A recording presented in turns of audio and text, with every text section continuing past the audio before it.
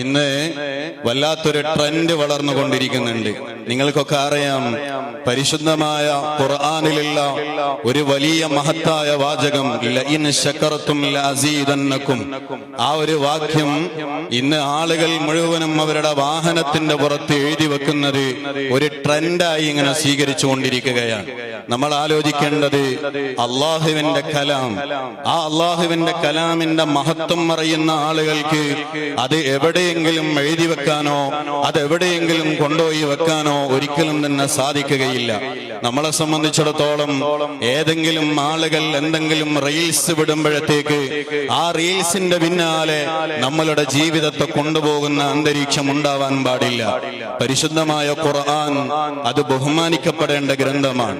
അള്ളാഹുവിന്റെ കലാം വലിയ ആദരവോടുകൂടെ കാണേണ്ട കലാമാണ്.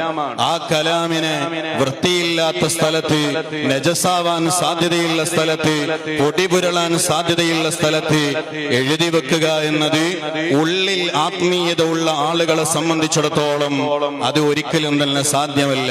നമുക്കറിയാം, ആലിമീങ്ങളെ കാണുമ്പോൾ നമ്മളെല്ലാവരും വലിയ ബഹുമാനത്തോടുകൂടെ എഴുന്നേറ്റ് നിന്ന് ആദരിക്കാറുണ്ട്.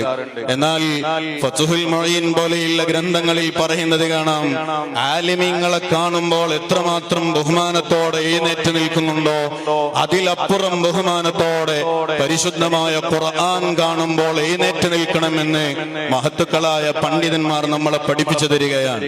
ഈ സമയത്താണ് എവിടെയെങ്കിലും ഒക്കെ എന്തെങ്കിലുമൊക്കെ എഴുതി വെച്ചാൽ അതൊരു വലിയ ആത്മീയതയുടെ അടയാളമായി മനസ്സിലാക്കിയിട്ട് ആ ആത്മീയത പ്രകടനങ്ങൾക്ക് വേണ്ടിയിട്ട് ആളുകൾ എങ്ങനെ വ്യഗ്രത കൊള്ളുകയാണ്. ഒരിക്കലും തന്നെ പരിശുദ്ധമായ ഖുർആനിനെ അപമാനിക്കാൻ നമ്മൾ കാരണക്കാരാവാൻ പാടില്ല.